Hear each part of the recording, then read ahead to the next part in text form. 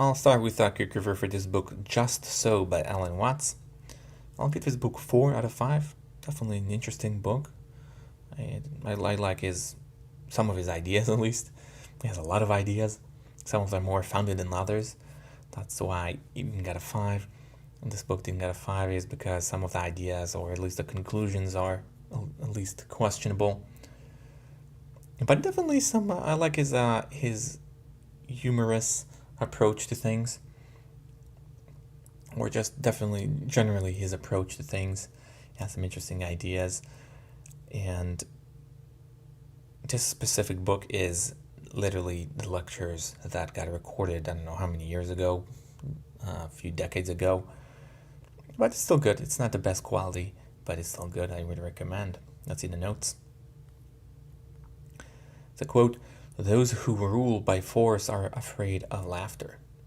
So, because they rule by force, they are afraid of laughter. It's a good quote.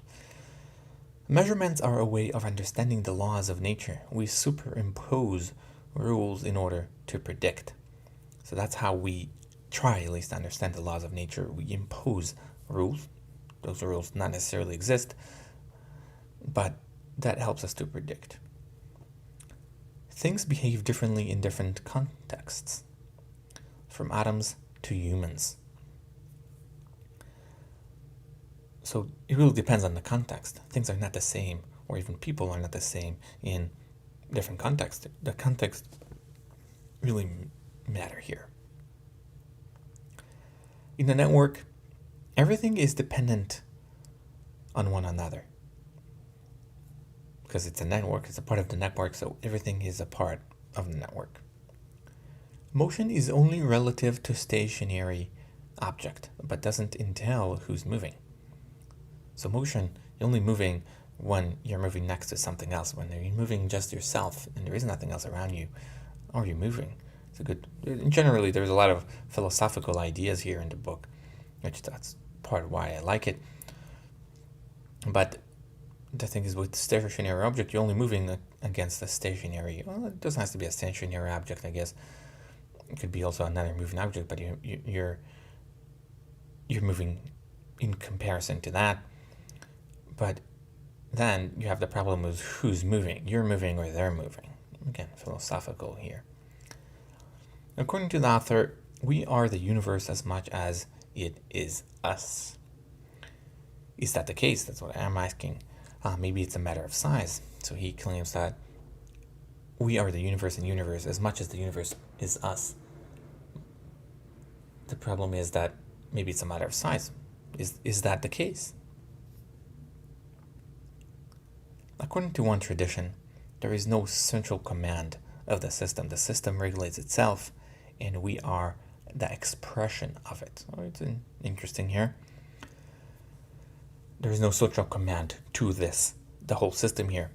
It's a self-regulating system, and we are just an expression of it. What is special about a particular university? The repetition and replicability of things. That's what makes a university. It's the replicability and the repetition of things. That's what creates the entity or that university. Even when we are alone, we are influenced by the voices of other people. It's there. So that's his point of making, or that's his way of making the point that we are constantly affected by things around us.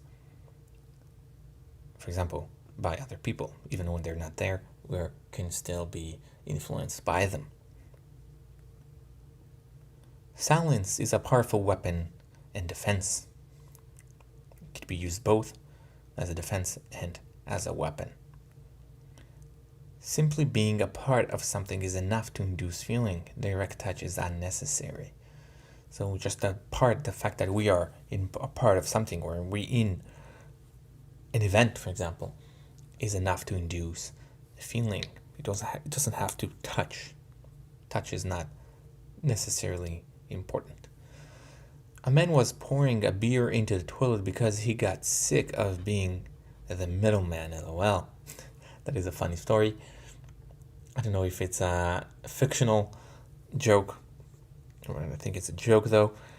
He said in the book that a man was pouring a beer into the toilet, and his friend come there and is like, what are you doing? And he said, I just got sick of being the middleman. Just pour it right into the toilet. I think it's funny. A funny joke. According to one, money has no value, but it used as an information. It has no actual value, but what it is a gauge of it, because it carries information, what people like and things like that. When people have no money, they can't buy products, so it's an interest of manufacturers to provide the money. Because if they have no money, they have nothing to buy, so it's actually their interest to provide some money. So, for example, a manufacturer could, that's not what he says in the book, but in theory, the manufacturer can produce money to out of nowhere, basically, to give his employees money to buy their products, and that's how it's kind of like a cyclical thing. Freedom is also the freedom to make mistakes and be free of guilt. It's another part of being free. Make mistakes and free of guilt. Not just do whatever we want. Much as like yin and yang, good and evil cannot exist by themselves. One always finds its way. So one cannot exist without the other. The center of the circle is any point in the circumference. So basically there is no circle. There is no middle or center of the circle. You can say it's like it's around it, but on the circumference there is no middle. There is no center. Every part is the center. We tend to rule out constants in terms of energy. And whatever is constant, whatever is the same, we just rule out. Even in mathematics or in real life, just everything that is there, we're just not aware of it. There are no two competing forces. It's more like one force, energy, or whatever words that we want to use. There's no two competing force. It's one energy.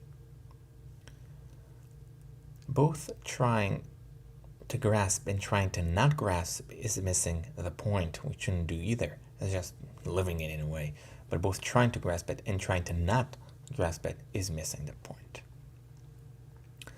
We tend to ignore the space between things, even though it's not less important for the existence of things. There is more space actually between things than the things themselves, but we tend to ignore the space as it not exist, but a space does exist. It's a thing. We are a flow of energy even when it may not seem this way, similar to the river that looks similar but is changing rapidly. We think we are one thing, even though but he says it's a flow of energy. The river looks the same, but it's changing. It's not. It's a flow of energy as well.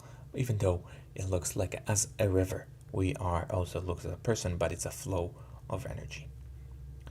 The inside is just like the outside, similar to the way snake moves. No part moves first. All parts are moving together. That's what he says, like the inside is like just like the outside. It's just one of those things that's just hard to comprehend what he means by that. Or more like what he means by that is, I don't know how exactly this thing works. It's not, I don't think it's the same as the snake moves one thing by itself. It definitely has different properties. So I'm not a big fan of this analogy. Sorry. We only live in the present moment. Past and future are abstractions.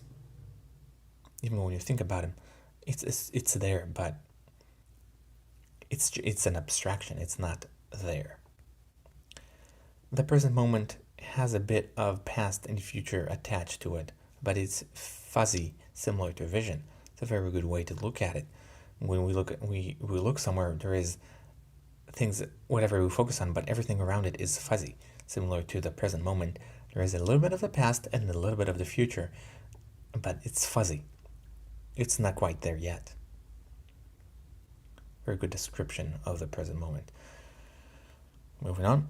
Psychoanalysis used hydraulics to explain the mind with flow backlogs and such. That's the best way they had to explain the brain in hydrolux. Hydraulics. It's always like they compare the brain to the most advanced technology. Now they say the brain is like a computer and such and such. Language is circular. One that doesn't know anything about it would not be able to penetrate it. All words are explained by other words. So it's kind of a circular thing where you can get in. The mechanistic causal effect has its limitations. Not everything could be explained through cause and effect. Organism, unlike machines, has no governor. It's kind of a self-regulating. It's not a machine. There is no necessarily also cause and effect is not explain everything. Science is trying to explain the world through words and symbols, which can be beneficial for some things, but not for others, since it's very slow and not everything fits into words. So not everything fits into words and symbols. That's why science could be sometimes a little, or not very efficient, a little inefficient, because not everything fits into words and symbols. Human intelligence can do multiple things at once without thinking about it. Thinking about it might actually make it worse. So there's many things, many processes could work at once. But as long as we're not thinking about it, when you think about it, it actually makes it worse. We often pursue material possession since we think it's good for us and not because it feels good. We do many things just because we think it's good for us, even though it doesn't really feel good. We might listen to specific music, or we might do something because we think it's good, not because we like it. And he claims that this is wrong. This is the wrong way to do it. The world is wiggly, and when you're rigid, you are in disharmony. So because the world is wiggly, everything, there is no rigid, there is no squares in a way. When you are a square, you're not wiggly and you're in disharmony with the environment. The key to pleasure is dancing, not in the literal sense, rather being wiggly, just being wiggly. I think he also meant like literally dancing, but just being, the way I look at it is adaptive, not rigid. We live in a binary world where things must be contrasted. Enjoyment is in contrast to no enjoyment. Everything is yes or no in a way. You're enjoying or not enjoying, but one cannot exist without the other. You cannot enjoy without not enjoying. Polarity is harmony, just like yin and yang, where one cannot exist without the other. So the polarity is harmony, which is an interesting point, that you cannot have one the other. And we always try to eliminate one, even though it's just always, first of all, one always finds its way back, and also there is no harmony when you have one. Side note, there are some great ideas, but some of the conclusions are questionable. So that's one of the problems I have with this, with Watts in general, and with the book or lectures, whatever you call it, are that some of the conclusions, some of the ideas even, are questionable. Definitely the conclusions. We can't have more positive than negative. It's kind of one of the point, because if you have one, then there is no other, and there is no contrast. It's not about not expressing emotions. It's about expressing them and letting them go. In meditation, sometimes people think that you should not express emotion, or just let it, or just because you should control it. But he says it's more about expressing them and just let it go, not be carried away by it. Meditation shouldn't be restricted, rather open to everything without rushing, judging, or trying to change something. It shouldn't be restricted. He says even like about the breath, it shouldn't be restricted to that specifically. Let's just be free and open, without rushing, judging, or trying to change something about the current moment. And the last one, the idea of religion is to do things for the point of doing them without having a goal. When it comes a routine, it misses the point. So it says like that whole point of religion is the main idea, or the original idea of religion was to do things just for the sake of doing them, without having a goal in mind, without trying to gain anything out of it. And that's what many of them actually eventually lose that ability, because they are just doing a routine out of it, and that misses the whole point. You're not just doing it because you need to do it, you need to enjoy it, and that's the main point.